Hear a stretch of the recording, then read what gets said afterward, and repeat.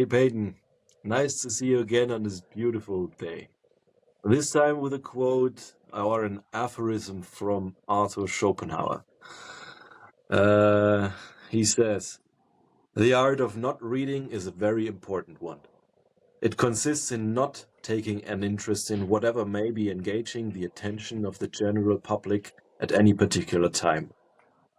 When some political or ecclesiastic or pamphlet or novel or poem is making a great commotion, you should remember that he who writes for fools always finds a large public. A precondition for reading good books is not reading bad ones, for life is short." What kind of ideas get triggered when you hear this? And please share them with us today, Peyton. Yeah, Schopenhauer was on to the benefits and importance of the low information diet before it was cool and before it was even nearly as important as it's become today. And so he was writing in a time when there was no radio, there was no television, and the most gripping and sensational pieces of content emerged in pamphlets and newspapers and even books before him.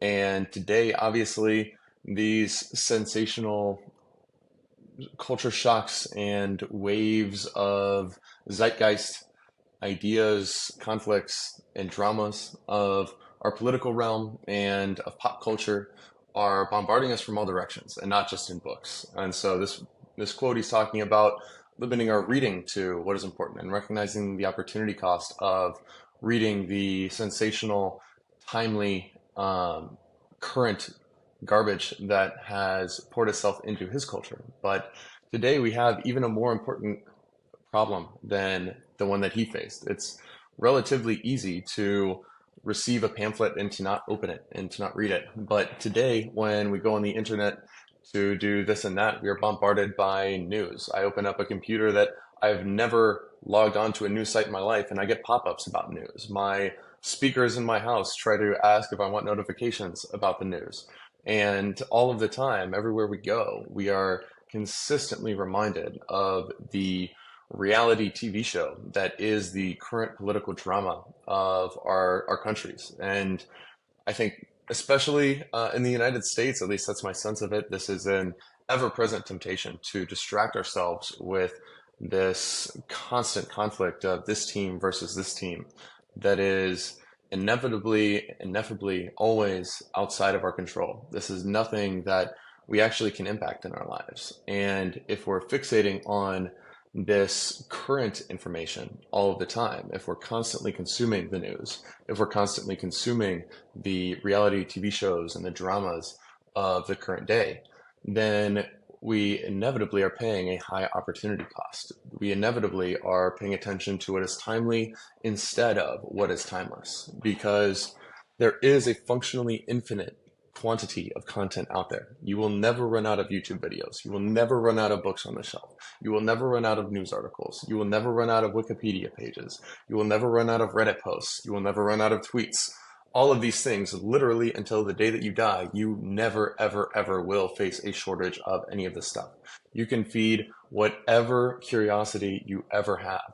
And so when you're feeding this one curiosity, you are inevitably not exploring this infinite field of other possibilities. And so what is important is to recognize that when I am choosing to wrap myself up around some current event over which I have no control, over which understanding or predicting or forecasting actually will not help me in any of my decisions, then I am doing this thing that very commonly will disconnect me from my true nature, will disconnect me from love, will disconnect me from a unity that I can sense toward all people, and will disconnect me from an incredible opportunity that I have to be unified with people, to love people, to be connected with people, and to not see others as a label, as my team or their team, as somebody to defend myself against, or somebody to attack, or somebody to combat, or somebody to fight, or somebody to shame, or somebody to argue with.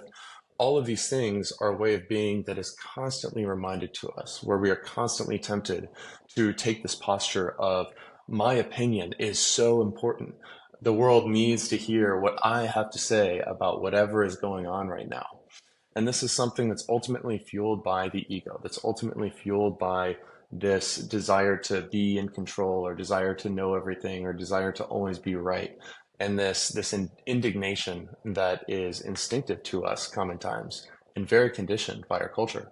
But if we become totally sucked in by whatever is going on right now, then we are not really bathing in what is timeless. We are not listening to our awareness if we are listening to the news. We are not listening to our heart if we are listening to these things going on and getting totally contracted and angry about it. And there is a high opportunity cost, and we do only have one brief, finite life. We cannot put our awareness on all these things at once. And when we put our awareness on stuff that is timely, it's not going to be important in 2 weeks. Read the news that happened 2 weeks ago, and you're going to be bored, and you're going to realize how irrelevant it was. How much did those 30 articles that you read 3 Saturdays ago benefit you today? How much did that stick with you? What about a year ago? How important is that news to whatever's going on in your life right now? And if we can pay attention to this and we can see, oh, wow, the causes and effects of getting totally wrapped up in what's current and what's sensational and what's effectively a reality TV show are that I feel disconnected, and that I'm foregoing an opportunity to listen and to learn what is timeless, what can stay with me, what can grow me and benefit me and mold and shape me into something that is greater and more connected and more unified and more loving over time. Then ultimately we are foregoing an incredible opportunity that is actually fortunately available to us in the infinite sea of all the possibilities of information, learning, growth, and development that are available to us. So we should be intentional about what we put our awareness on. We should be intentional about what we put our mind on. And we should recognize that what is the most tempting, what is the most alluring, what is the most exciting, what tickles our brain and our curiosity the most eagerly may not be what serves us the best. It may not be what leads to us being our best self for those around us. It may not be what serves our purpose and our calling and our love for one another that we are capable of. And so that, I think, is a really, really important reminder, because there is this upstream swim that we have if we want to keep a mind that is above all of the riffraff that is in cacophony that is always going on, and that is going on more and more and more over time. We kind of do have to wake up and ride our own wave here if we don't want to get caught and swept up in the common culture that is consuming so many people's awareness and causing so many people to feel caught up in anger and division and us versus them so much of the time. So very important quote back then, I'm sure, but today this is an even harder and more important battle that ultimately implicates what it is like to be us and who we are capable of being for the people around us. What are your thoughts on the low information diet, whether back in those days or in modern days? Great points you are making. That what really counts is the connections you have right now, and not kind of the anger that gets triggered from the news of yesterday. And there's one thing that Taleb once said, I guess, it's to be cured of reading the news, just read the newspapers of 1 week ago for 1 month straight, and you see that there's nothing that you can find of value for a long lasting period of time. So that's what healed me, not in that way, but I just stopped because I cannot remember one time when I read the news that I really gained something of value out of it, that I still remember. Yeah, maybe some portraits, but it's more like a biographical content of people, and I can get that in biographies as well. So that part is served now. And in the historical context as well, it reminds me of one story of Roald Amundsen, where he and his party of men went to the South Pole, and in preparation for his journey, I guess it was somewhere around 1909 or 10 or 11, he tried to decide whether he should take the new radio transmitter and receiver on his boat. And he waited a long time, and he thought about it, and There were pros and there were cons, but the most impactful con, which led to the decision that he wouldn't take it on the boat, despite the ability to being able to communicate to the outside world, was that if he with his party of men are frozen inside the ice sea of the Arctic, of the Antarctic, in total darkness, and they can communicate to the outside, and one of the men in the party can is prone to the risk of receiving bad news from, oh, maybe a loved one died, or maybe like his wife divorced or whatever, and that would destroy the whole kind of flow of the community of the party, because from the outside there would be like this destruction of optimism coming in, and that channel he didn't allow to be taken on board. So information diet is a tool for risk mitigation that something can go wrong in a high stakes situation where you really need to focus on something to get it done, to really go it through, because there's something on the line and you better produce some result of that, and otherwise you won't get that client, or you won't make that deal, or you won't get that deal through, or whatever. It is a risk mitigation tool to not let in information from the outside, which may be biased, which may be negative, which may disturb your peace as well again. And in this sense, the art of not reading For Life is Short is a very important tool to have in your toolkit as well. And consider not consuming the news. There's also another story I can present, but maybe let's ask Peyton, or maybe you can tell a similar story, or you have a similar idea of some historical context or so that you want to share. Yeah, no doubt, no doubt.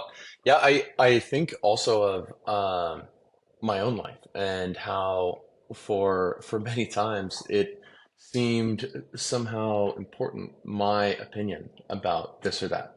It seemed that the world really needed me to weigh in on whatever's going on, and that somehow I was doing a good thing by just wrapping myself around the current information. And like you pointed out, a lot of times when we are wrapped up in our thoughts, in our narrative, in our anger about this or that, about how indignant I am that I am so right, and how could these other people be so wrong? I am on the good side, they are on the bad side, feel how justified I am. It feels addictive to be caught up in the feeling of being right.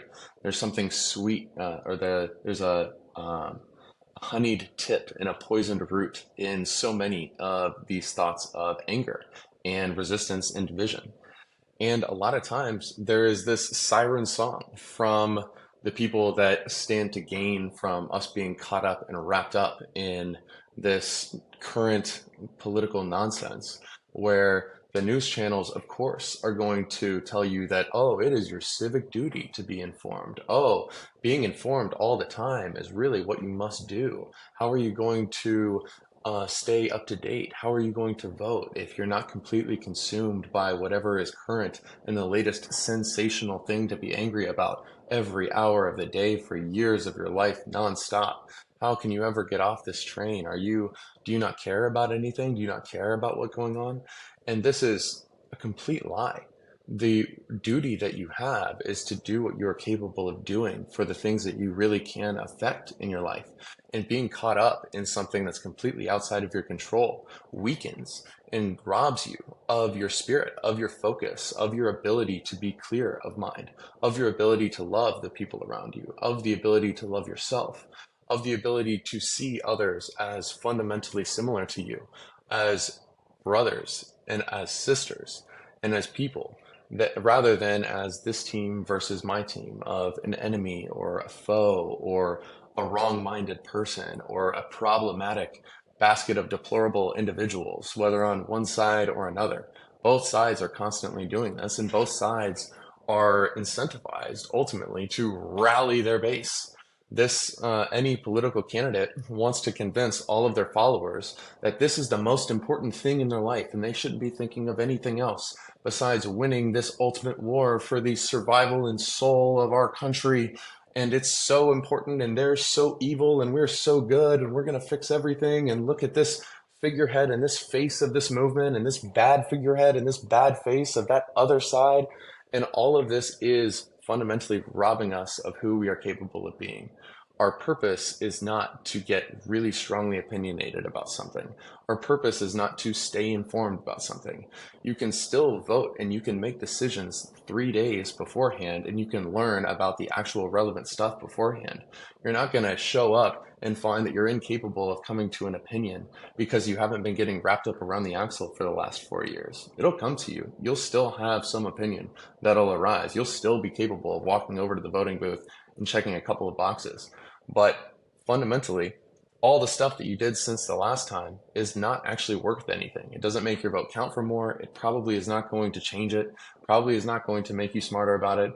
Instead, it's going to cut you off. It's going to distract you. It's going to make it to where when you go to the grocery store and you're talking to this cashier, you're not actually present with her. You're thinking and you're wrapped up around your head about how angry you are about this article that you read 3 hours ago. When you're sitting at dinner with your spouse, you're going to be distracted and you're going to feel compelled to pull up your phone to read the next thing, the next notification, or to be consumed by this narrative in your mind.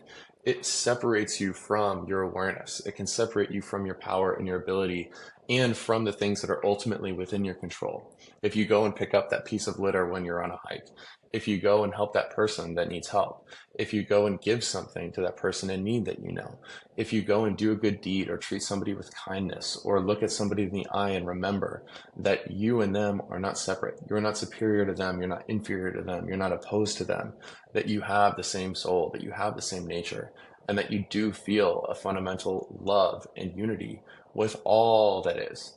The things that often separate ourselves from this, our identities, our narratives, our stories, our indignation, our anger, and so many of the stimuli that we constantly surround ourselves with are what fuel all of this division, all of this separateness, all this feebleness and this weakness and this fragility that so many of us are experiencing so much of the time. And we're constantly encouraged to do this, but this is a siren song that is not actually serving us, and it doesn't actually serve us fulfilling our purpose and finding our potential. And this is something that is constantly bombarded. And it's not a fair fight because we literally just have 3 pounds of meat in there. And there's like 7 or 8 billion people out there that are chirping things back and forth on mobile devices and internets. And a lot of them are really good. And a lot of the algorithms are tailored to really pull at the strings of our thoughts and emotions and get us real wrapped up around stuff and play to this and that thing and to hide these parts of the truth that will actually cause us to have a more nuanced or rational or balanced view of things. We are manipulated by so many of these things on the outside, and to the extent that we fall for it, we will not be capable of what our ultimate potential is to have a positive impact on the real world around us. Your opinion does not lead to a positive impact. Your actions can lead to a positive impact, and your opinions can really get in the way of having the actions and having the courage and having the love that you're capable of acting with and moving with in the world. And so this is really an important topic as we navigate the common culture, especially in the West. And at least in my experience, it seems to be especially ramped up in America, where we are absolutely batshit crazy on a reality TV show and cannot seem to get off the ride of paying attention to what this or that figurehead has to say, or what they did right and wrong, or about what this side did that's bad and what my side did that's good, and about this holy war fight and this horrible thing that somebody's trying to do on the world and how we need to stop him by getting really angry about it. This thing is always going to be surrounding us. And so we really do have to find some lucidity in all of this and wake up. And like you said, pay attention to the fact that something that happened 2 weeks ago obviously is not that useful or relevant to us today. And so why do we think that by doing this over and over and over, by continually pouring so much of our energy into what is current, that it's ever going to cash in for anything useful in our lives?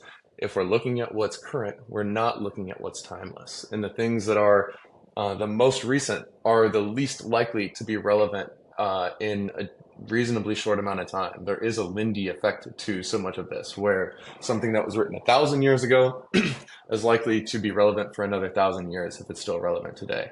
Something that was relevant only 3 days ago may only be still relevant 3 days from now. And this is a heuristic that we are wise to bring into our lives, especially if we are interested in growing and accumulating wisdom or abilities or knowledge or useful frameworks or mental models or whatever over time. The stuff that is the most current is the least enduring. And we are wise to remember that as we choose what we allocate our finite and precious attention, time, and energy towards in this life, not the news. What else are your thoughts on this stuff, my man? Yeah, man, that's a great input to really value the timeless stuff over the current stuff. Because if your life is short and you really want to use your attention well and indulge in the principles that have aged very well and patterns which you can see from history, which people really poured their lifetime into making the available to the reader, like Will Durant, I'm thinking about. And timeless principles help you to lead a good life. This quote comes to mind from Dee Hock, like the former CEO of Visa, where he said, okay, clear purpose and principles lead to complex and intelligent behavior, but strict rules and regulations lead to simple and stupid behavior. And that is true. If you find and dig into history and dig into the classics and dig into the stuff of the Stoics, you will find principles that are timeless, that if you really practice these principles and these timeless pieces of how to deal with circumstances that are adverse to the things you desire. If you practice these, you have the complex and beautiful effect of having a life which is easier to manage. And if you just follow rules and which society puts upon you through the media, through societal reinforcement, through group thinking and so on, then you will find it leads to simple and stupid behavior. And just keep that in mind. And you also mentioned that it is really important not to indulge in the news for your big attention span. Also because it triggers you sometimes, and then your peace gets disturbed. It hinders you to regain true and good connections with other human beings, because you're so wrapped up in your mind of your ego of, oh, I'm right and they are wrong and so on. And whenever you find yourself hating against someone, or whenever you're finding yourself being triggered by a very extreme point of view that denounces certain kinds of people, and raises the other kinds of people to a top level of moral divinity, then you can be sure that maybe there's a puppet master in play and trying to bias your brain because of these extremes that are communicated to you. This is a kind of a heuristic for detecting extreme ideology, and you really should avoid consuming content which generates extreme ideological thoughts in your brain, because you only have one brain. Better not break it. Just try to mitigate this risk of breaking your brain and shortcutting your thinking and short-circuiting your thinking through considering the use of alternative sources as well, through conversation with people from different points of view, through keeping an open mind and not trying to be right, but trying to be less wrong.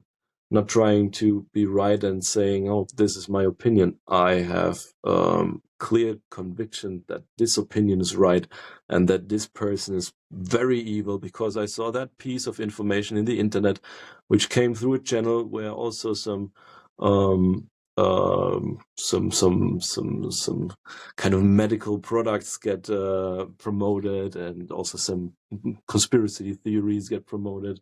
So better not be too sure of what you think you are right with, but also consider keeping an open mind and consider old principles and first principles from where you can derive with your own thinking and come to a conclusion that may be very different.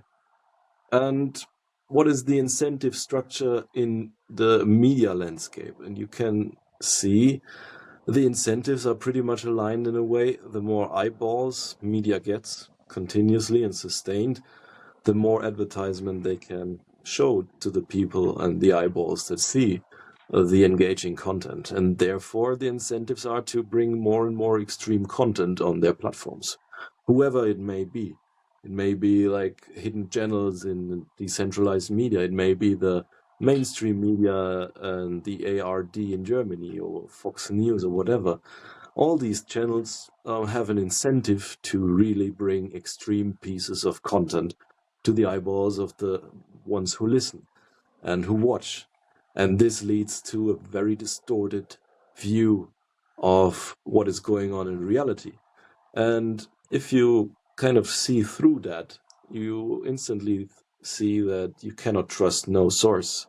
If it's only one source that is telling you an extreme piece of content that is not aligned with some principles and patterns you recognized before through studying history or one biography of a historical person which witnessed the times, and you kind of can make sense with multiple points of view much better than with a single short, distorted, ripped out of context piece of information, which has not the same value as a whole biography of a historical person, for example.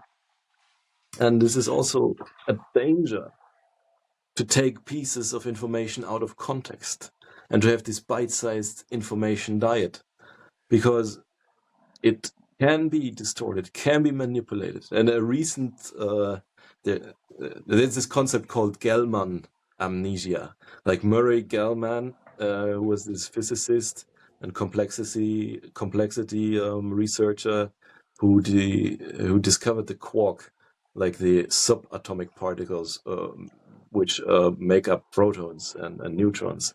He discovered these kind of smaller building blocks of that mathematically and also physically, I guess, through the large colliders, whatever.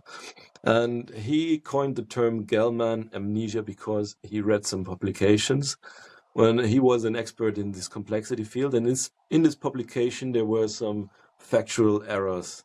And he instantly saw that because he was the expert in that. And he thought to himself, oh no, that is totally bonkers. That is false information. This is not according to the principles that are really the principles I discovered through experimentation and through my mathematics.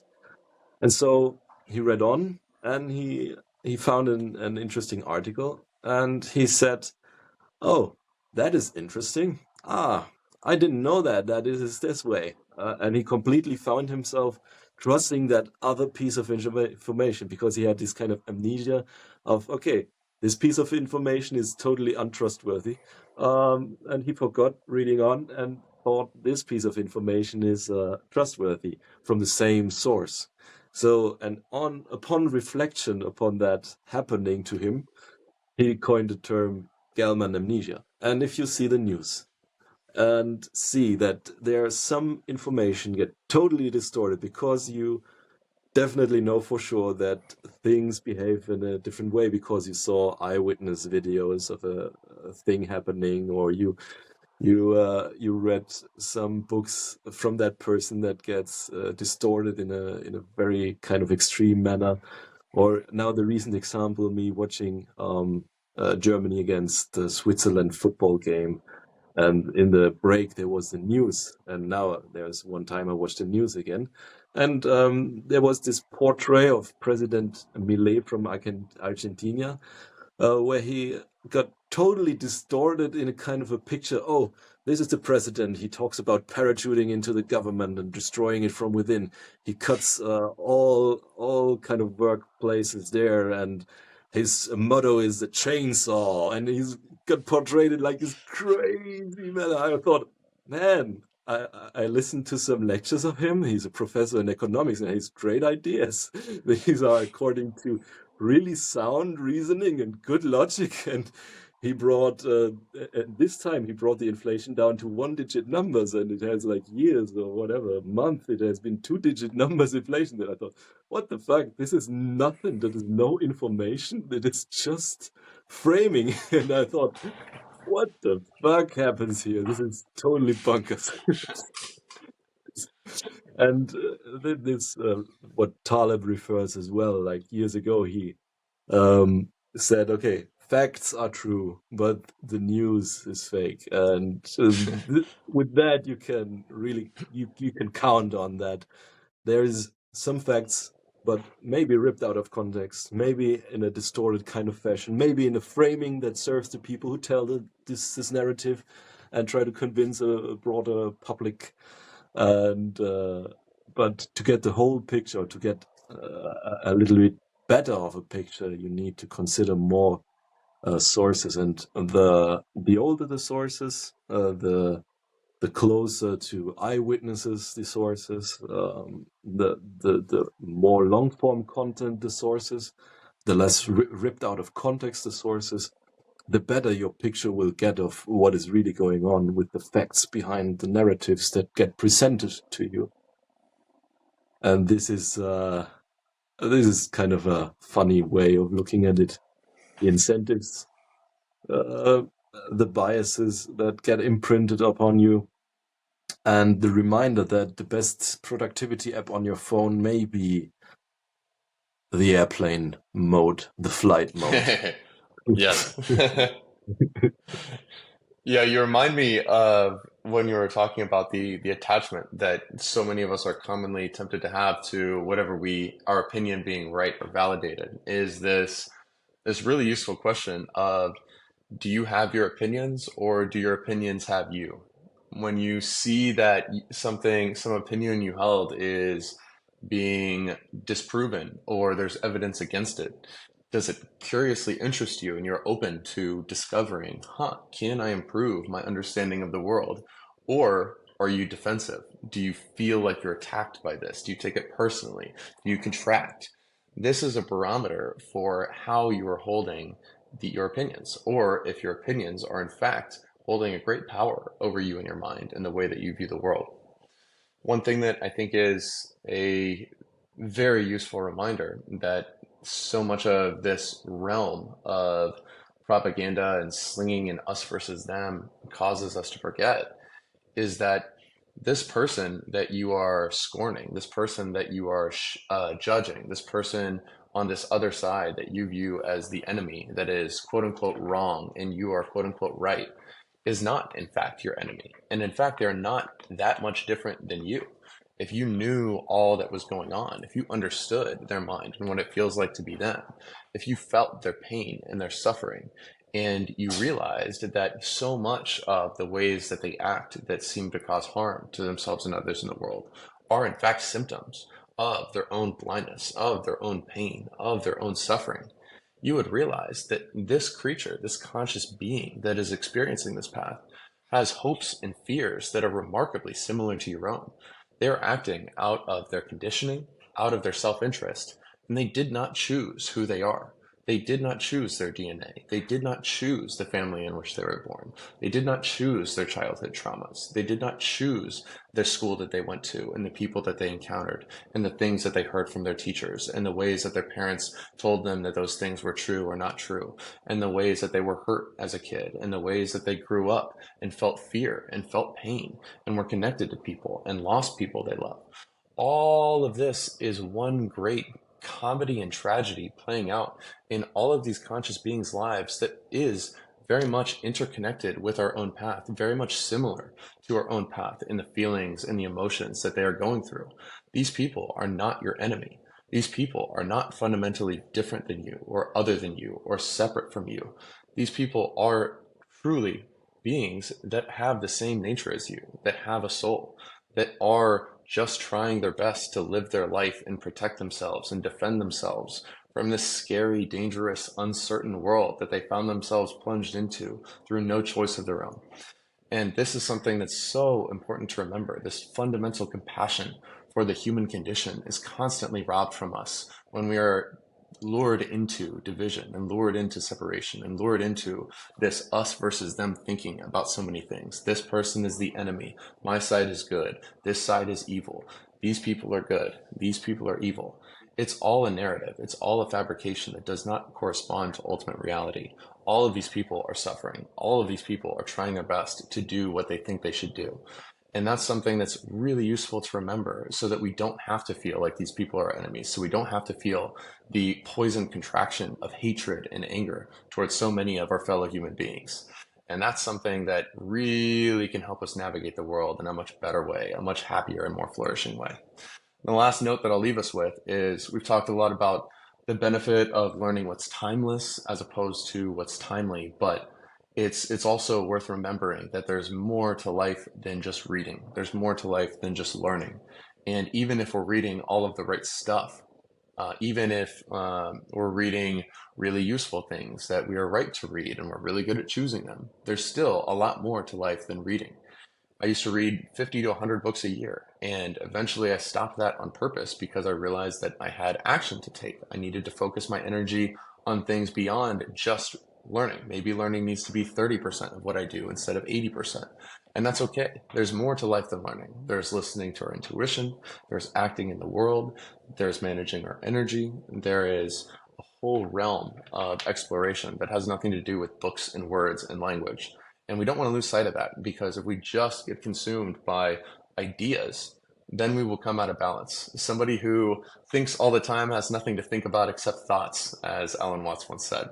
And so, once again, this is an area that some balance can really serve us in our life and our journey. Any closing thoughts from you, my friend?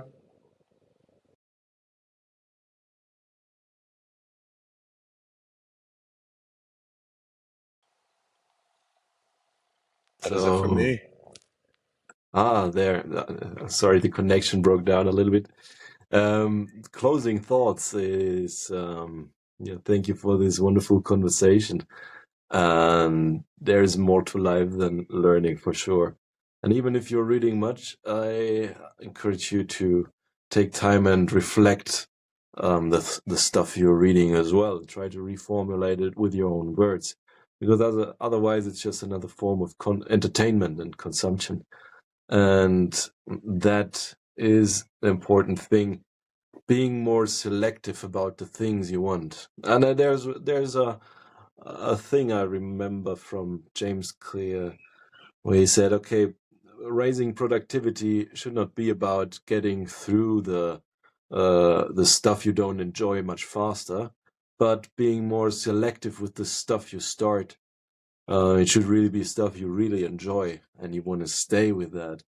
And therefore, if you really have a topic you want to dive in deeply, then when you find that it's really engaging for you to dive into that topic, then you should read very deep and focus your selection as well, and not just to read 100 books a year just to get as fast through meditations as fast as you get through War and Peace. That does not make sense. That's not the incentive of, oh, see, that's how many books I read. But the incentive should be, oh, see, that is how much I've changed my mind lately again, because I reflected upon things that really engaged my thinking and that really brought value to the way I think. And yeah, man, thank you very much for the conversation, and may we be selective about the information we take in this week, and also may we select the information to be to lead to more kindness and more love and more connection. I appreciate you, my friend. I'm inspired to be more intentional about all of these things. And I appreciate you sharing your thoughts as well. Really enjoyed it. I will talk to you next week. Appreciate you, man. See you soon. Peace.